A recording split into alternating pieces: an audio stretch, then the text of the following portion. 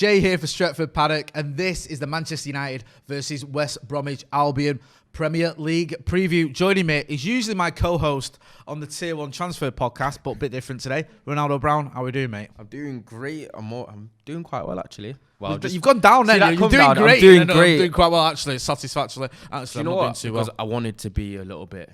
I thought maybe I was a bit too hyperbolic, if you like that word. Hyperbolic, yeah, okay. So let me bring it down a notch. Well, all I'm saying is I'm doing great. Thanks for asking, and I'm sure all the subscribers out there are happy that I'm doing all right. Well, forgive me if this is hyperbole when I say that Manchester United need a win, don't we, against West Bromwich Albion at Old Trafford. We've lost 3, drawn 1 out of the first 4 games, Premier League games at Old Trafford this season, which is pretty disastrous. West Bromwich Albion, just been promoted, not doing too great. I mean, I feel like we say this almost every week when we chat, whatever show we're on and we chat about it, but Ole Gunnar Solskjaer is under a little bit of pressure, isn't it? And he needs a win. Say, am I wrong? You're not wrong at all. This is a must win. After the kind of dodgy start that we've had and everything that's happened, and now that we're starting to pick up a little bit of momentum or gradually finding our feet again, these are not the games that you want to slip up on. I don't want it to be a situation where constantly throughout the season we're taking 2 steps forward, 1 step back, and then 1 step forward and then 2 steps back. I don't want that unpredictability. I don't want that inconsistency, because that is a sign of not a very good team, because the best teams are consistent. And if we're not dropping points to 18th place, West Brom doesn't bode well. And I know sometimes we like to say United kind of play to competition sometimes. And then when we play against the big teams, we kind of raise our game. And then when we play against the so-called little teams, then we kind of drop our standards a little bit. We can't afford to do that. We need to be more ruthless and win the games that we need to win. But even like the smaller teams like Crystal Palace and Arsenal, we've struggled against them. Yeah, exactly. Like, it's not just been like the bigger teams, like the way you've not performed, you know. I mean, yeah, no. It's been us almost across the board. If you're losing against the likes of Arsenal and the likes of teams as low down as that, like teams that aren't very big, it's not a good sign. And obviously, when you are playing against bigger teams like that are not like Arsenal and Crystal Palace and stuff, the likes obviously Chelsea, United. Well, not playing ourselves, but Chelsea. United versus United. I think we'd lose that game too, but Chelsea, City, and so on. But we need to, basically what we need to do is just. I don't even care about how well we play. I just need us to get 3 points and move on. I'm with you. I do think for me it's all about the 3 points, because we could have the greatest performance you've seen. Yeah. And unless we win, no one will care. People won't go, the referee, or we were unlucky, or we hit the post 10 times, whatever. It'll be about the win. We need those 3 points. I mean, we got away with it a little bit against Brighton away, when it was like, the penalty after the final whistle. Well, to be honest with you, we were second best throughout that game, really. Where Brighton hit the post, was it 5 times or something? And defensively, we were a shambles. But the fact is, we got those 3 points, which now look, invaluable. We need more points, and we need to start winning them, especially at home. I know there's no crowd there or anything like that, but you can't be losing 4 of your first 5 home games, can you? No That's chance. Just unreal. It's showing how times will change. You're going into a game against West Brom. West Brom 7. What is it? 8 games in. This will be our 8th Premier League game. West Brom, and we're talking about must win. Jesus, what? West Brom at the theatre of dreams. I'm looking there, but I need to be looking at the camera lens right there. But I'm glad you're keeping us updated on what you need to be doing and what you're doing. That's nice for the viewers to know. But, directing yourself as you go. Authenticity, in it. That's what you're here for. But against West Brom at home, it should normally that would be a formality, but nothing really is these days when it comes to United. But I'm still fairly confident, as I always am in my team, that we'll get the job done. What do you put this season's... You call it inconsistency, right? And you're absolutely bang on. United are currently sat in 14th, which says it all.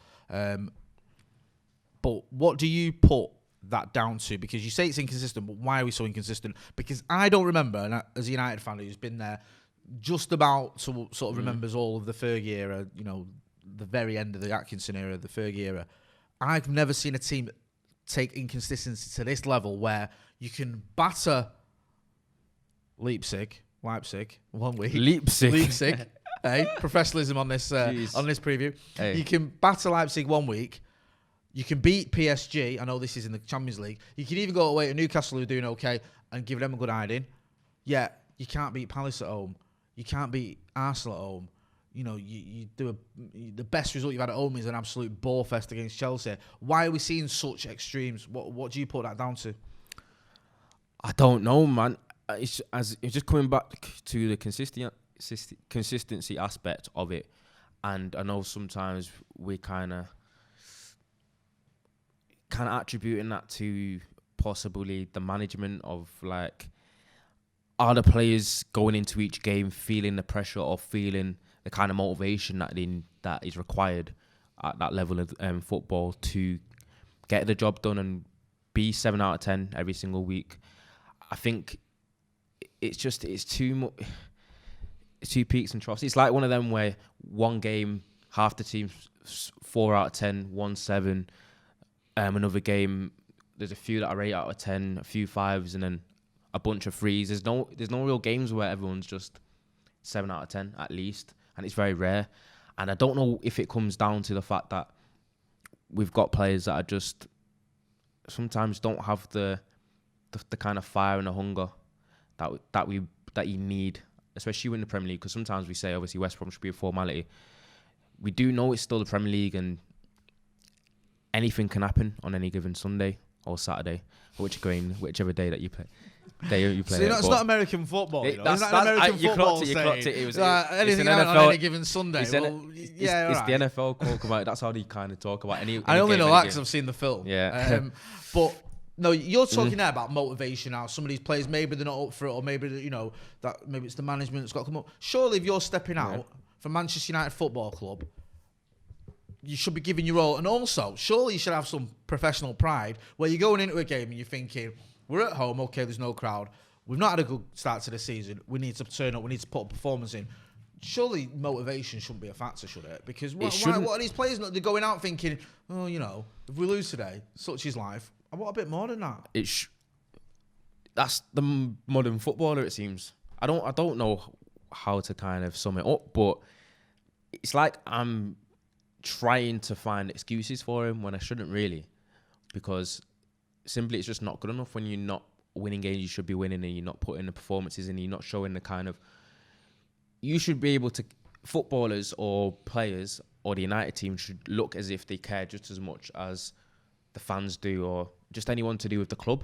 Yeah. At the end of the day, it's your job, and you're putting on that shirt and going out there, and then you're not just representing yourself, your family, and the club, but you're representing a large fan base.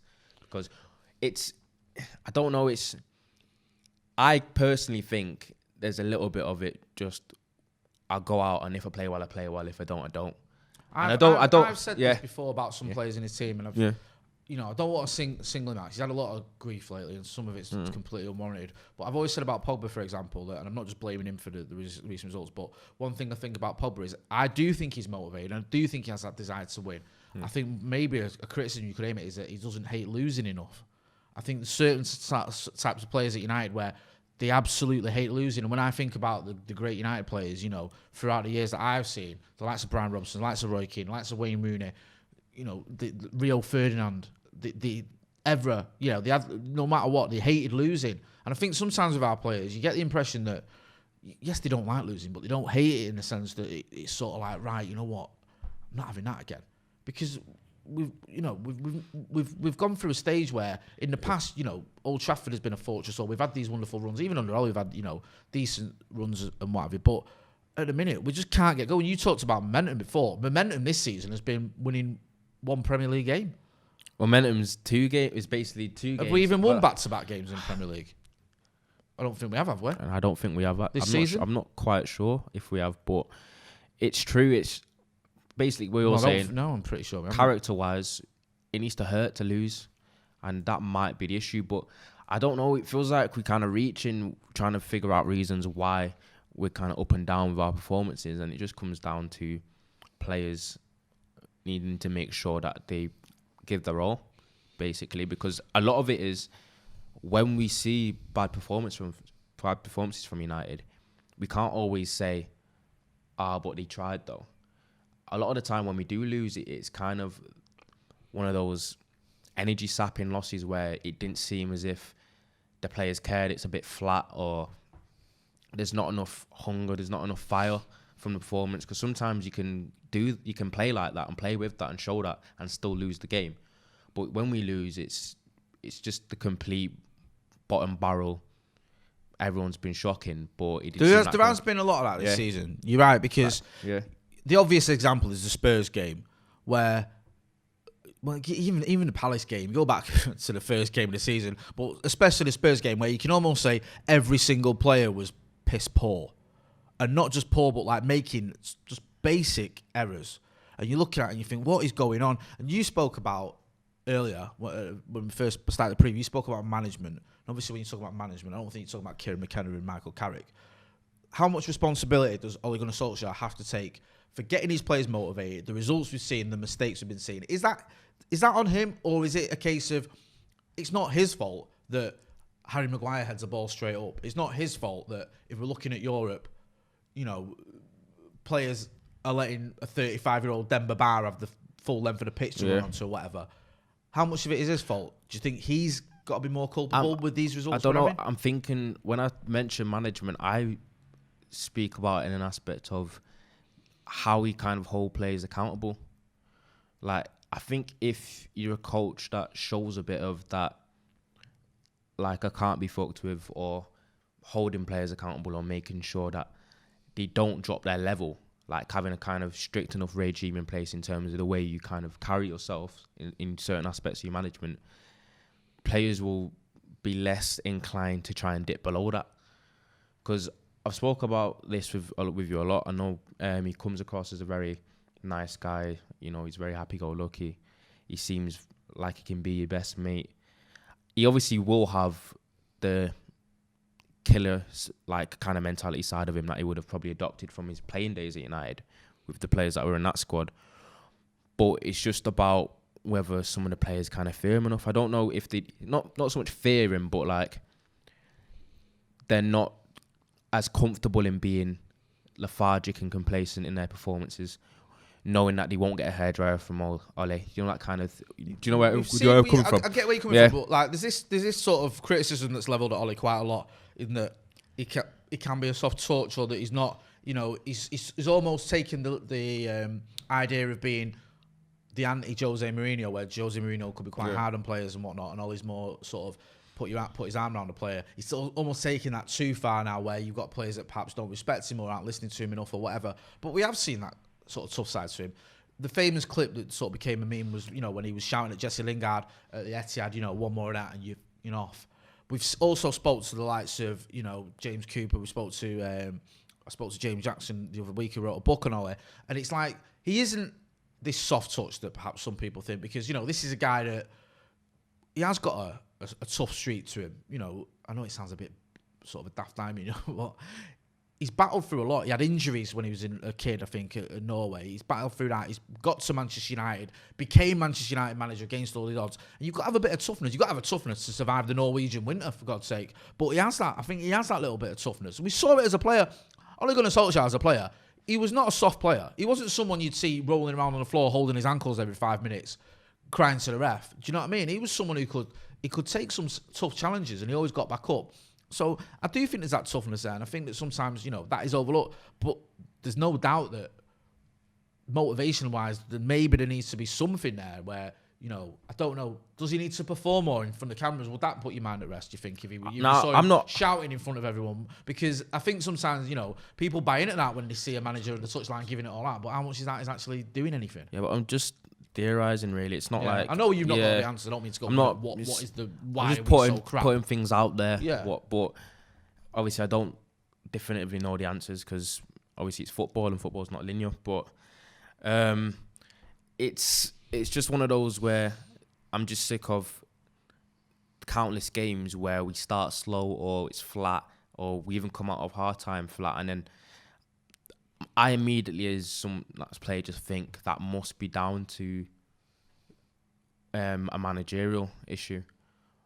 As it is, obviously the players are out there playing, but I just felt like as someone who played when teams start flat, that's down to coaching and managing before the game and maybe the warm-up. And then half-time, when you come out slow again and you don't come out and kick on from half-time, that's a team talk. Yeah. That's just how I kind of see it. Could be wrong, but that's just my opinion. No, I think that's a fair comment. I mean, listen, I hate getting into the whole Ollie in and out nonsense, but I'm a big fan of Ole Gunnar Solskjaer. I can see what he's trying to do, and I have been very supportive of him on this channel, and when we were allowed in the ground and what have you. But he has to take some responsibility, and there's no denying that so far the performances and the levels haven't been good enough. Hopefully, the recent win against Everton can kickstart us. It can be something we can build on, because collectively, as bad as some of the performances have been collectively by United this season, collectively that was one of our better days. I mean, I think you look throughout that team, okay, maybe our attackers weren't all at the top of the game, but especially midfield and defence, it was a much more enthusiastic and exciting performance than we've seen in recent weeks. So, tentatively optimistic. Looking at West Brom. Not looking at West Brom at all. Ignore me. Looking at your predicted 11 even. How long have I been doing this for? I'm still getting it wrong. Your predicted 11. Who have you gone to start this game against West Brom? This mouth-watering, epic, mid-table or relegation battle 6-pointer. Who's in your 11? Well, my 11 is... I've gone for the fancy dance. What? Fancy dandy? I don't know. You say these things to me, right? Like I'm going to help you out and tell you what you're trying to say, but I've no idea what you're on about. The fancy dance? What do you mean? Basically, the fancy dance. No. Let's not move on. Let's talk about this. I've gone with the fancy dance. I've never played football to your level. I know that, but I've never heard the expression. Today, lads, we're going with the fancy dance. Is this what is this? Is this what Alison tells you at Paddock FC? Fancy dandy. What? Yeah, I'm moving on. Anyway, if you can help us out in the comments, tell me WTF he's on about, then please, because I haven't got a jar of glue, right? You've gone with the formation. What is it? And try not to use fancy pants analogies. I've gone for the very fancy formation. It can be a 3-4-1-2, whether you'd like to see it that way, or whether you'd see it as a 5-3-2. But the team that I've gone for is the Hare in goal. Controversial. Centre backs of Tuanzebe, Lindelof and Maguire. Right wing back, Wan-Bissaka. Left wing back, Telles. CDM, Fred. Pogba, Fernandes. And up front, Martial and Rashford, if he's fit. Yeah, a small caveat that, things could change. We haven't got the team news yet, as in terms of who's fit for the squad and whatnot. So, you may well be looking at a team going, oh, actually, the news has come out that so-and-so's injured. Why have you included him? At the time, these players, as far as we know, are available. So I understand why you've gone with that. Looking at your fancy pants formation here. Fancy pants? That might have been... No, it wasn't it, but... I'm glad we're getting somewhere. You've gone for a back three. Why not a flat back four? Why have you gone for a back three or a five? I know what you mean when you've not got the ball. That sometimes reverts to a five. Why have you gone with wing backs? I don't think I've been too pleased with our wing play in general. I know it's wide areas is not somewhere that we kind of filled with depth. But I looked at the fact that this is a formation that West Brom often play. I'm not pointing out there that United... I'm worried here now. Yeah, that United obviously are trying to mirror. Just David Moyes' tackle. We're going to make it as hard as possible for West Brom's formation. They won't want to come here to Old Trafford, trust me. But I feel like with the current setup of the team as it is, I don't see how... I think a lot of it comes down to the fact that obviously Luke Shaw's injured. Yeah. And Tellers has to come into the team. And I think you get the best... If he's fit, as far as we know he's fit, But you get the best out of Tellers as a left wing back. Yeah. And I think this formation suits him more. And having Rashford and Martial up top, it allows him to be a little bit more fluid in their movement. And obviously it doesn't kind of narrow Rashford off to the wing. He can be a little bit more central where he can be a little bit more dangerous. Martial can be central where he likes to. They can both drift out to wide areas if they feel like they need to. I just feel like that formation offers a little bit of versatility that could be well and truly needed when you're up against a team that is obviously an underdog and might make it a bit more difficult for you. It can look like a very defensive formation at first glance, but it could also be a very offensive one. And I think if you've got West Brom doing a little bit of a low block, if they possibly do, or if they go for the formation that they are quite showing, wide areas then do become important, especially if they're compact and narrow. So as I see it, I think if we get out the ball a lot in the final third, and then we can utilise Alex Telles and his delivery and Wan-Bissaka on the right. Is West Brom's low block as effective as Moston Brooks?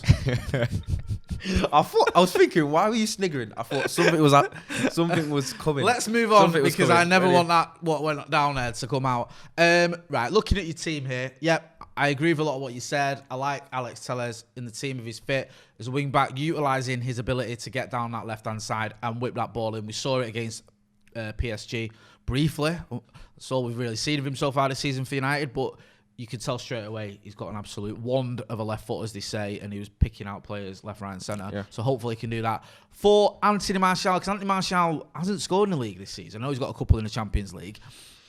And it is a little bit of a worry, not in the sense that I'm worried about Andy Martial, and I don't think he'll score loads of goals this season, because I do. But as a striker and as an attacker, he's going to want to get off the mark in the Premier League, innit? Because so far in the Premier League, you know, he's had more red cards than he's had goals, and also his stats. I'm not all into stats because I think sometimes it can be misleading, but you know, if you do care about that sort of thing, they don't look great. Is it like no chances or no shots or whatever it was? I was reading the other day. So he could do with getting off the mark, and hopefully, do you reckon that Alex Telles could be the man to help unlock it for him? Yeah, hopefully. And with Martial, obviously, his performances have not been amazing. His form's not been great.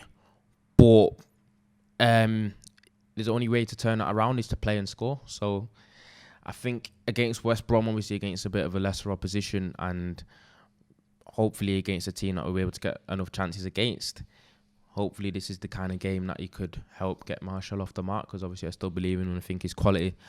And he had a great season last season, and it's not too late for him to turn it around this season either.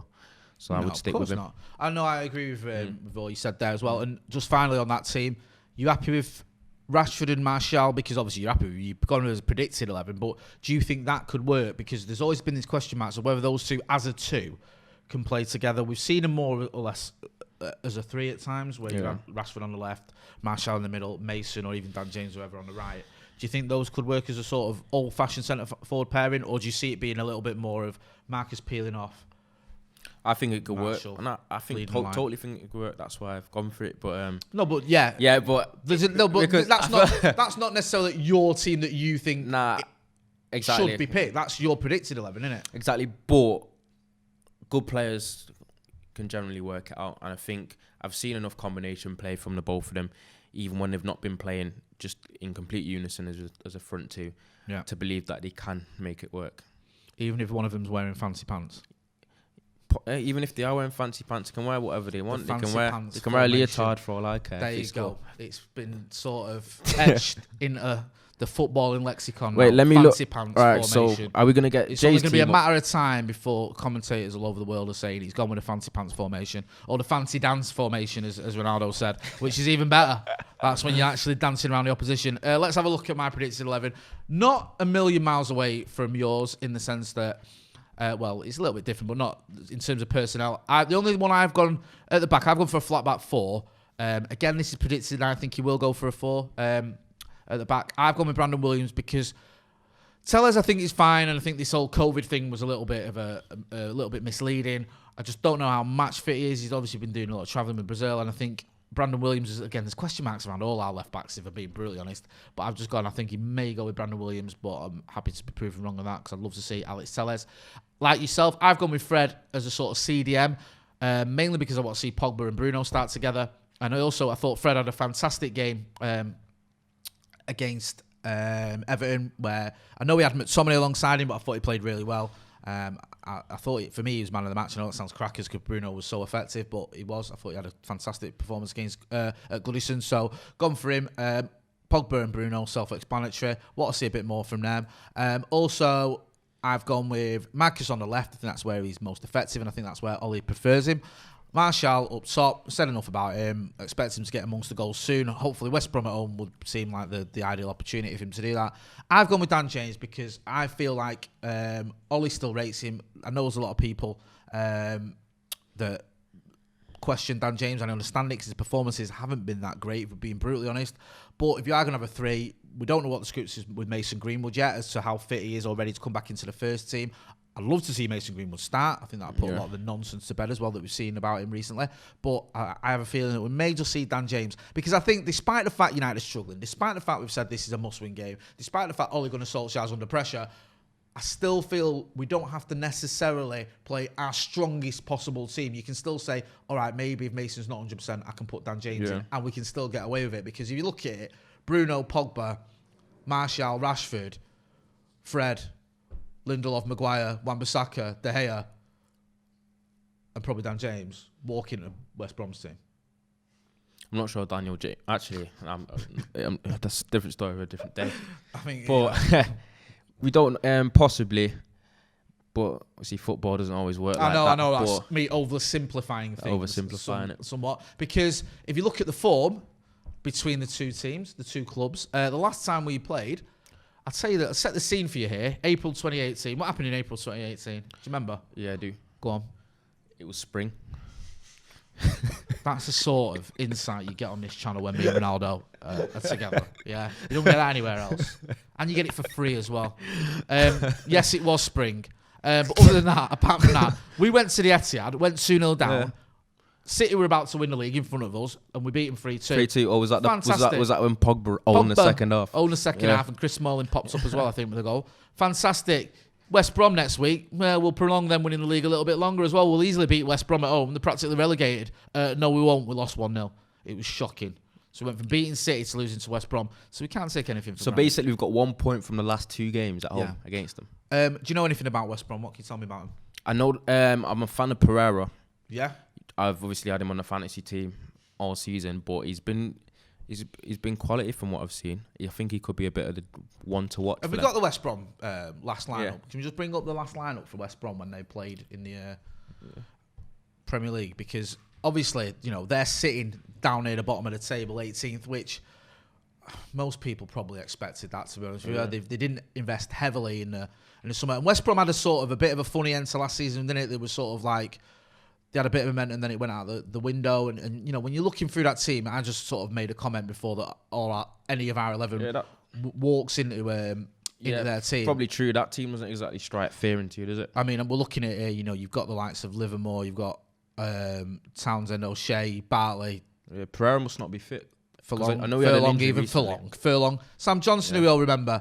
Kieran Gibbs there. He's there. Do you remember him? From United versus Arsenal in the Champions League. I remember him. I think he made his debut and had an absolute nightmare against Cristiano Ronaldo, which you can't really blame him for.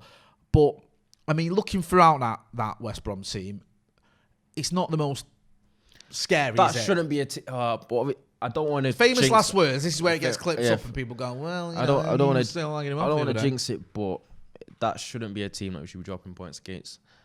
And that's why, even looking at that, I think it's nothing but a win's really acceptable, really. I mean, you look at the some of their top goal scorers. Robson Carnew's still doing bits for him. 3 goals this season. Robson Carnew, is that a Reading legend, basically? He's a Welsh legend. You don't remember him in the Euros? Yeah. Jesus. Cruyff turn. Is this who we're fearing? Yes. Pereira's there. He's got 1 goal and 2 assists in 7 games. Callum Robinson as well with a few goals there. I mean, you know, this is all okay. But, again, I don't want to dismiss them too much, but they're 18th for a reason. You know, they've just been promoted. They've struggled this season. They haven't had massive amounts of money to spend. So, for that reason, this is where they are where they are. And this is a game where, going back to what I said at the very beginning of the preview, there's no excuses. That's why I can't be saying, "Oh well, they've got Robson Carney. What do you expect us to do? Get beat?" That's what I'm saying. If looking at the lineup, looking at what we have to offer in the squad, and going into the Saturday, it's time to be a little bit predictive. So, Jay, can you let me know what your predicted score is for the game? I was just taking over presenting this. I asked son, hey, we'll talk about this. It can be fluid. I'm only joking. Can be before fluid. you start commenting, Ronaldo. Just some of the examples of some of the last we have. Can be fluid, innit? Can be fluid. It can be fluid. I like what you've done. My predicted score, I'm going to go with, I think, I don't know, maybe I'm getting carried away and giddy because of the Everton result and the fact that we've just sort of planted our flag about West Brom not being very good, so now I've got to salute it. So I'm going to say 3-0 United. I'm going to go Anthony Martial to get off the mark with an hat-trick. All right, I'm going 3-1. A Premier League mark, off the Premier League mark before anyone goes. I'm going 3-1 United. Right. Fernandes, Rashford, and I think Teller scores a free kick. Ooh. Put your Absolute bets on. scenes. Tell you what, if Teller scores, we're on the pitch. Unfortunately, we're not because we're not even at the game. Because we're not allowed in grounds, are we? Ronaldo, where can people find you? You've got loads of subs, aren't you, on your YouTube account? You were telling me just before we started. Got 10 subscribers for some reason. 10 subscribers, double figures. For no videos on the way either. Well, you need to sort that out. Start doing some content. Yeah, I'll do it on. I said I'll do them video ideas. I said I'd do it on conspiracy theories. We always say we don't want them on this channel. I'll do it on conspiracy theories. You can do a video explaining the fancy pants formation. I think that should be your first video. I'll just clip up this and just put it on. Right, okay. Simple. You can cross content. I'm sure that's allowed. Yeah, you can find him, Ronaldo What's Steve Brown. Gonna do if I do that? 98. You know where you find me. I'm all over the channel. We'll have the watch along for the West Brom game. You're going to be doing your socials for it, aren't you? You're going to be doing the post-match stuff as well. You're going to have Adam McCall's going to be in for it. Stephen Howson's going to be in for it. Joe Smith's going to be in for it. Alex Bagger's going to be in for it. Plus, we'll have all the reaction as well. So make sure you check that out. Don't forget to hit like, share, and subscribe. This has been Stretford Paddock, West Bromwich Albion preview. Thanks for watching.